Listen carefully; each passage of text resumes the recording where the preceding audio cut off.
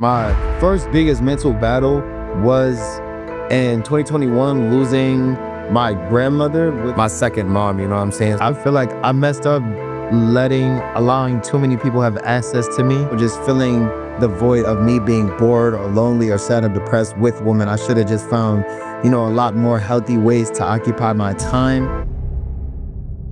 Every journey has a beginning, a moment when faith takes hold. In the middle of struggle and doubt, God's light still breaks through. Stories of healing, stories of hope, rooted in truth, grounded in grace. Growing together in faith, this is Rooted Testimonies. Real people, real faith. This is my story. My name is Ray Michael McKinney. I go by YPK Raye. I'm 25 years old and I'm from Harlem, New York. I'm a content creator and a basketball player, a looper for real. I grew up in a big family. I got 10 siblings. There's 11 of us total. I grew up with my mom, dad, and my grandma. I started off as a football player when I was, 5 or 6. I started organized basketball at like 9, 8. So I've been born into a sports family, grew up in a football family.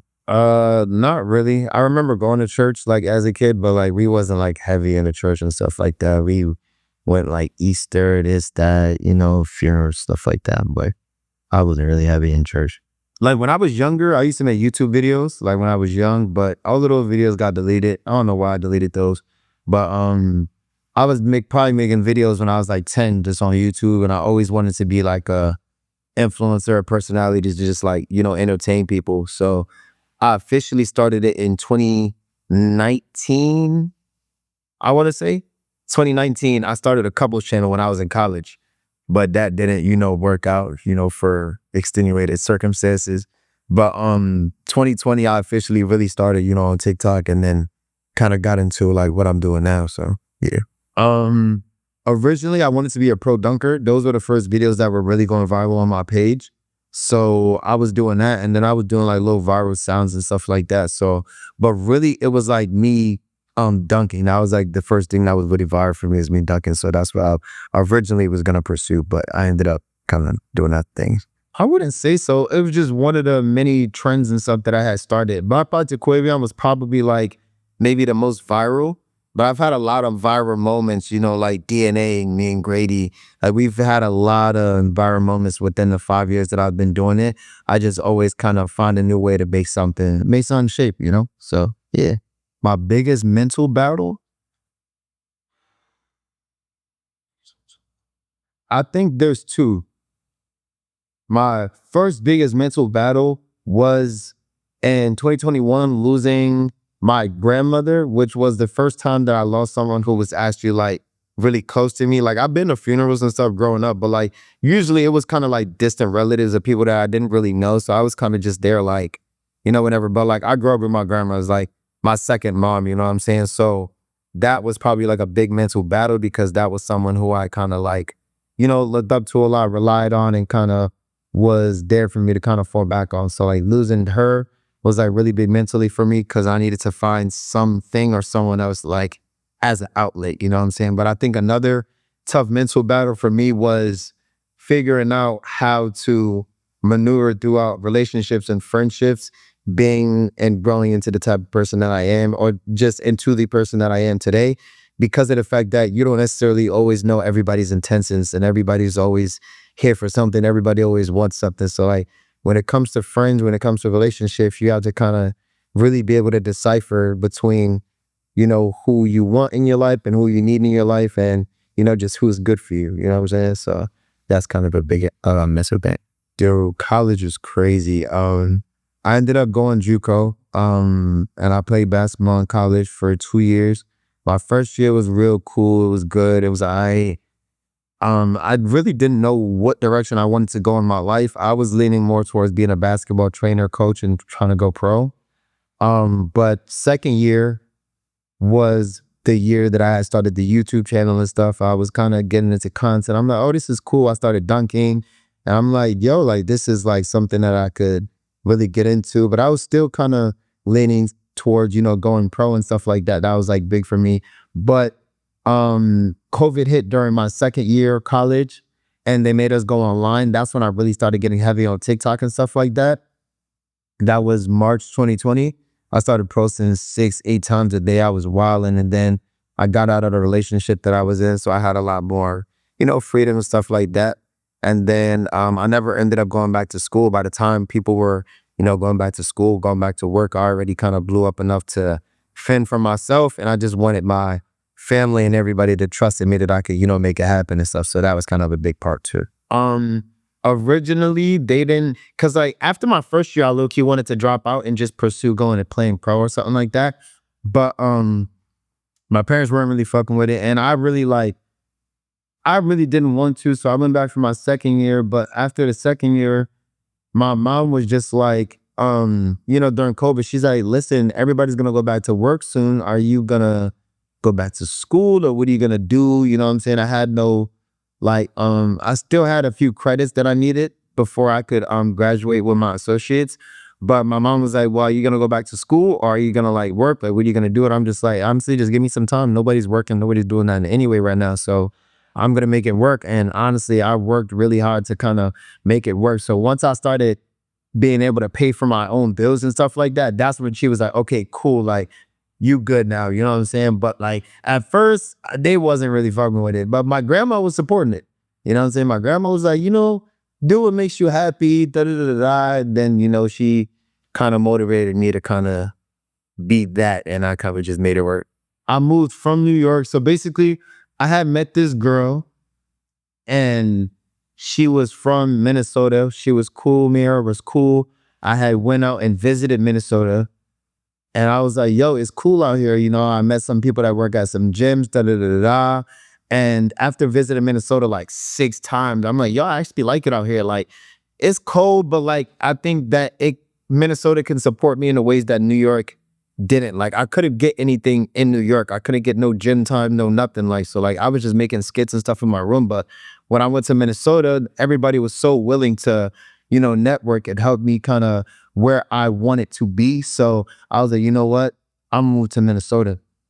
So it was March 2020 I started. By September 2021, I was able to move out on my own to Minnesota. I bought a $1,500 Ford Explorer off of Facebook Marketplace with a check engine light, and I packed everything that was in my room, and I drove to Minnesota 18 hours straight.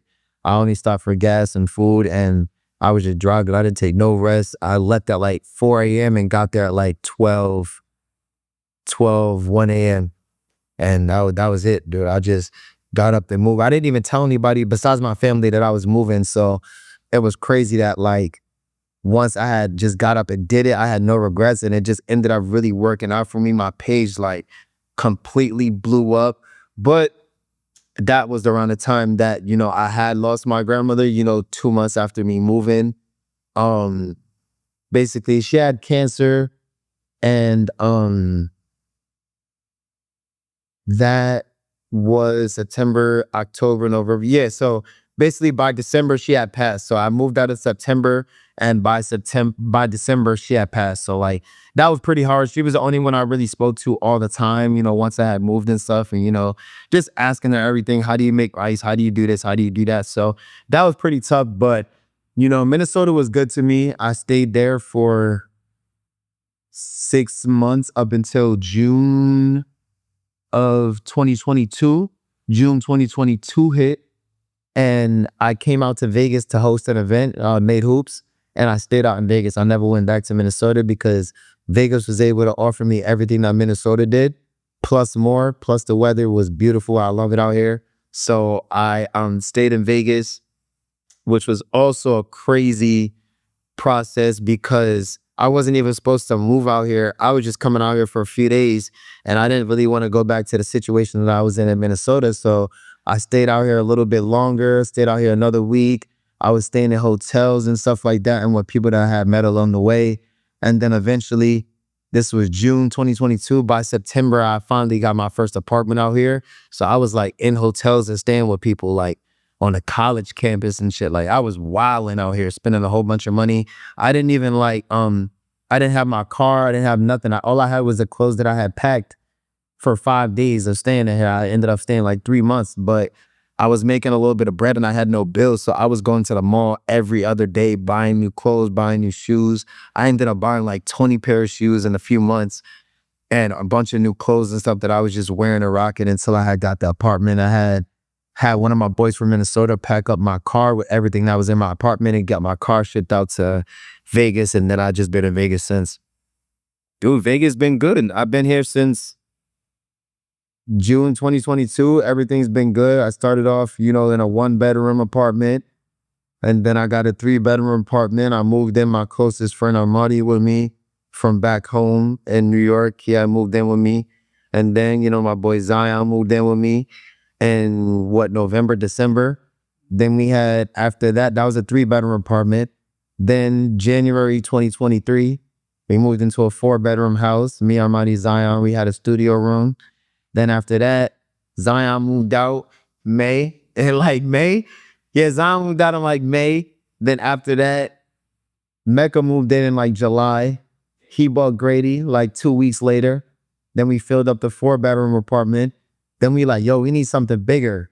We ended up getting a 6-bedroom. I'd say 4-bedroom apartment. This is a 4-bedroom house. 6 bedroom crib we moved into now. And we only stayed in that crib for a year. So January 2024, right? January 2024, we moved into a 6-bedroom house down the street, gated community, real nice. It was just the 4 of us. Then we found a graphic designer, Connection Productions, my boy Peyton.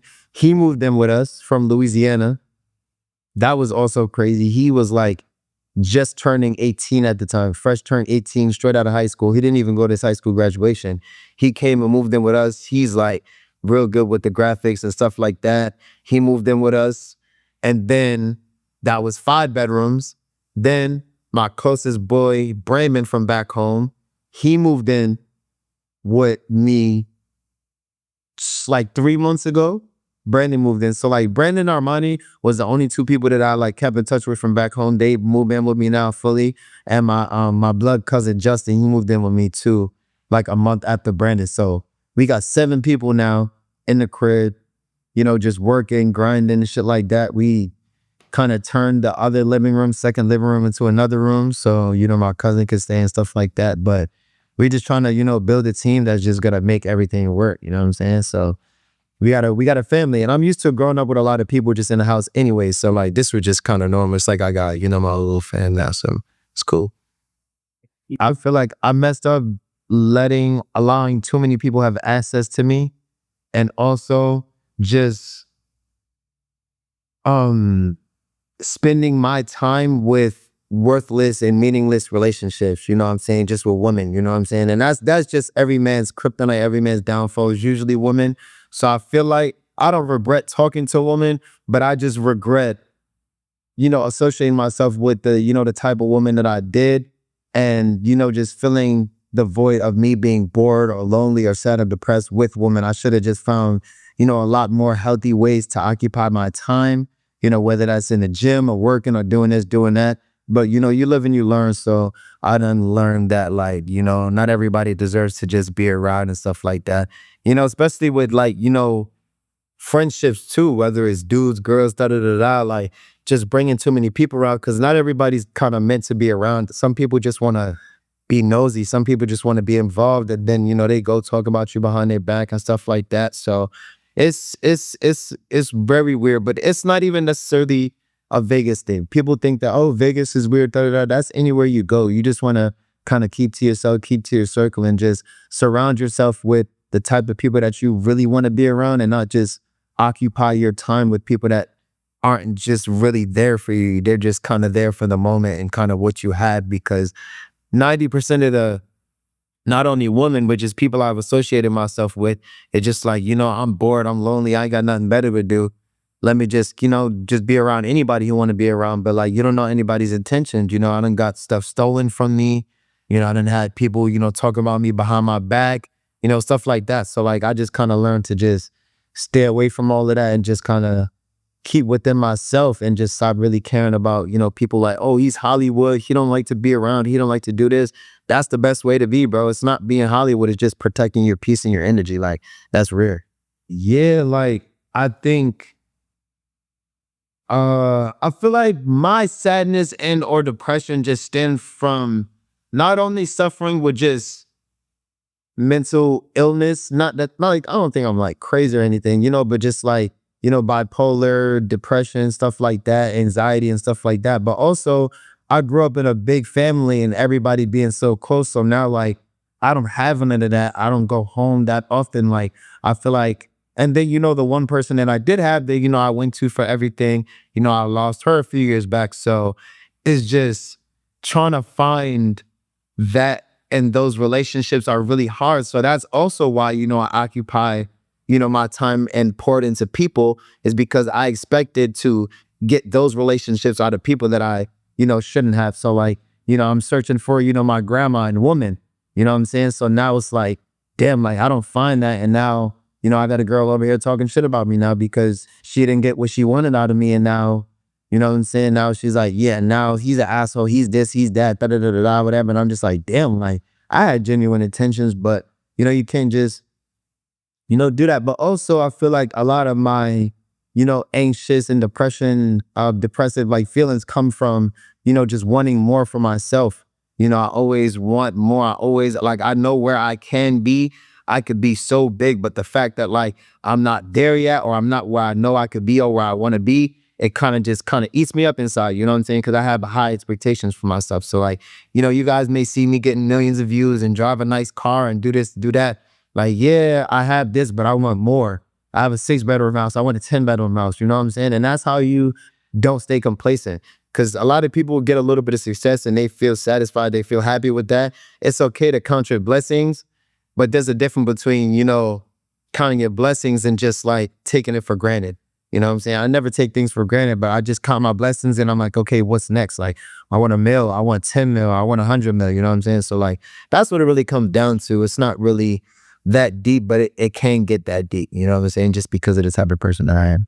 I like cars. I don't really have a fascination with cars, but like, I like to, I like to look good. I like to feel good. Like, yes, it's good to look good for other people. And at the end of the day, when you are looking good and you are putting on a good outfit, you can't really say like, oh, I'm dressing nice for myself. You want other people to see you looking nice and driving nice and stuff like that. But like, I also like to be inspiring to the younger generation because I was once there. I was once, a kid looking at like, bigger influencers and rappers and this and that. I'm like, dang, like, that's a nice car. I want that. What can I do to get that? But now that I'm getting that, I want to inspire the youngins too, that I drive by. They're like, oh, YPK, da da da da. Like, I want them to know that it's possible, coming from wherever you come from. Everybody has a story. So that's also why I have just an obsession with, jewelry, cars, this, that. Like, it's good to look good and feel good and just also have things that represent who you are and represent your success. Like, I like to have success and I like to have something to show my success. You know what I'm saying? So, having a beautiful woman by your side and having a nice car and having, nice jewelry and anything that makes you feel like you made it, that's cool. But you can't just overcompensate yourself with things. That's also, what I learned too. You can't like, these things can't define you and these things don't define who I am as a person. I'm still the same person I was 10, 20, 5 years ago. I'm still that same person, but I just have things to show for what I work for. Yo, dude, it's scary, yo. It makes me real anxious when I see a lot of people, rushing towards me and stuff because it's like, dang, like, but I don't see it from their perspective. I never met someone that, I watched every single day as a kid, while I'm meeting a lot of these people now, and it's cool, but like, as a kid, I don't know what I would have did if I would have met somebody that I just watch every single day. Like during All-Star Weekend, we meet in Jason Tatum, Zion, and I met some kids and I'm like, yo, what was your favorite part of the weekend? They're like, meeting you. And I'm like, Jason Tatum, Zion, Lucas here, right? They're like, yeah, but we don't watch them every day and we don't get to experience them. And I'm just like, that ass makes sense. Like, you can't see Jason Tatum at Target every day. I be everywhere. I be at Target, Walmart, here, there, the post office. So like people see me everywhere at the park and I'm very in tune with the community. I'm always out. I'm always doing something. I'm at games. I'm at this. I'm at that. And it's just cool. So like, yeah, it's a real anxious feeling seeing how people, view me, but it's also love. So like, I actually like to make these kids be able to experience, someone that they look up to. And I feel like I'm a good role model. So I'm like, I'm setting a good example. So like, I feel like it's cool for them to see me. But it's also like sometimes tough because a lot of kids and even adults, they don't understand boundaries and they look at me differently than a human.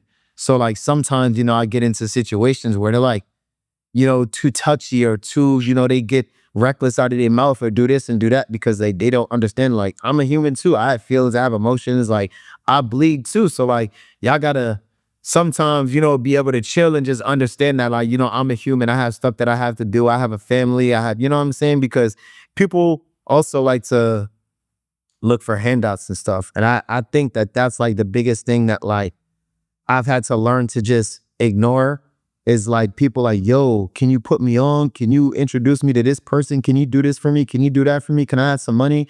Can you put me in a video? Can you do this? Can you do that? And it's just like, no, like and it's hard to say no to people, but you have to learn to say no because people are just gonna expect this from you, expect you to just give out what you worked for. You know what I'm saying? And I don't just want to just be giving that out. Like, I worked hard to be where I'm at. So like, no, you can't get a ride. No, you can't get no money. No, I'm not gonna donate to da da da da. I got a family to take care of. Like, yeah, I understand your situation, but I have a family that I gotta donate to. You can't be mad that I'm not donating to you and your cause. I worked hard to get to where I'm at to take care of the people that is closest to me. Now, if I decide that I want to go out of my way to, give back, that's cool. But I don't have to do that. I'm doing that just off the love, you know what I'm saying? So that's just something that I always kind of have to keep in mind, take coming. Dude, just meeting people that I grew up like watching and stuff like that. Like, I always say this to this day, RDC World is the coolest niggas that I have ever met in my life. And I was like, and I'm not even gonna say was, I am a big fan of RDC World. I have been since, high school, and I always watched them and stuff. And then like the first time that I had met them, they act like they met me because they're fans of my content as well. They're like, yo, are you YPK? And I'm like, yo, are you Mark? Like, are you this? Are you that one? And I'm like, yo, like, I really fuck with y'all shit too. And then like, we had grown like a relationship. So now I'm close with them.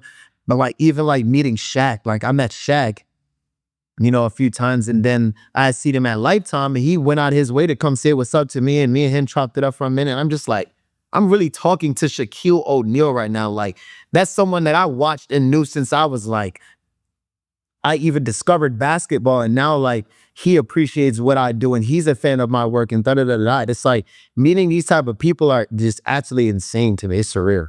So like if I had it or if money wasn't a thing, my ideal life would be starting a family, you know what I'm saying? A big family, with the woman of my dreams, you know what I'm saying? And then, I would have a nice house, a big house. I want a big house. I want a big yard, stuff like that. I want a farm. So I don't know about the mountains. I would love to live somewhere like, I think Vegas is really cool. So like, I would just kind of be somewhere like tucked off though, in Vegas, somewhere gated, somewhere nice and protected where, I have my own little farm, backyard, basketball courts, all of that type of stuff. Some nice cars, the Lambos, Rolls Royce, not a million cars, but, maybe 3, 4, 5 tops. That's it, just stuff to, cause I like that stuff. You know what I'm saying? I like fast cars. I like nice things. I like cool, gadgets and stuff like that. But like, when you grow up, you watch like MTV Cribs, you're like, yo, like, what could I do to customize my own house? But you just think of everything you want and just being able to access that to get that, it's like, it's crazy. So like, I feel like if money didn't exist, I would just have all of these things that like, but just people to share it with and people to experience it too. That's kind of what it comes down to most. Cause I feel like the best part about, having, these nice things is that, when, my mom and my dad come to visits and they're like, yo, like, let's go on a ride. Let's get in the car and let's get in the pool and da da da da. And I'm just like, damn, like I worked for this. And now, my family gets to experience these things with me. So like, if I had a woman that I'm sharing my life with and, kids and this and that, they're like, damn, like my dad or my husband worked really hard for this. And we get to experience these things. It's like people always shit on Nepo babies and people who grew up with money, but like I want my kids to be Nepo babies. Like I want them to be like, yeah, you got daddy's money and mommy's money and da da da da da. Like I want my kids to be like that. I want my family to be like that. So like I never like looked at it as like, oh yeah, you're a nepo baby, you have everything handed to you. Like, why not? This person's father worked in the NBA for 20 years and did everything they can do to put their kids in this position. So that's why success kind of comes in generations, because most people who are in the NBA, you know, had somebody who was also in the NBA, or a cousin or this or that kind of just led the way. So yeah, it works like that. There is such thing as a first generation success though too. And I feel like I can be that for my family. So I could take care of, you know, those who came before me and those who are going to come after me. 5 years, just more business. I feel like with time just comes more opportunities. So I just want to start more businesses and create a lot more passive income. What I want you guys to take away from this is that anything is possible and everything just isn't handed. You got to work. You know what I'm saying? So like, no matter what, because just being in the position that I am isn't enough. You know what I'm saying? If I was to give you guys what I have, you guys wouldn't know what to do with it. You got to really be built for what you're built for. Content creation, music, this, that, like I feel like I'm built for that. So when people look from the outside and they're like, yo, like, how do you post every day? How do you do this? How do you do that? The same way you guys have your passions and stuff like that, I have my passions. Some people, they get in the gym every day and you look from the outside and you're like, yo, how does he work out every single day? But they have a passion for that and they live for that. So like everything you guys see me do, I'm built for it.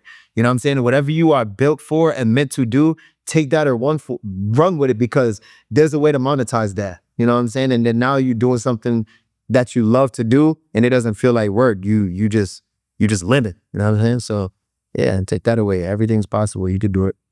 YPK Raye on all platforms. You know what I'm saying? I think that's it. Yeah, I'm YPK Raye everywhere, whether it's Instagram, TikTok, YouTube, Apple Music, all that, man. I'm doing everything. So I got some big things coming soon.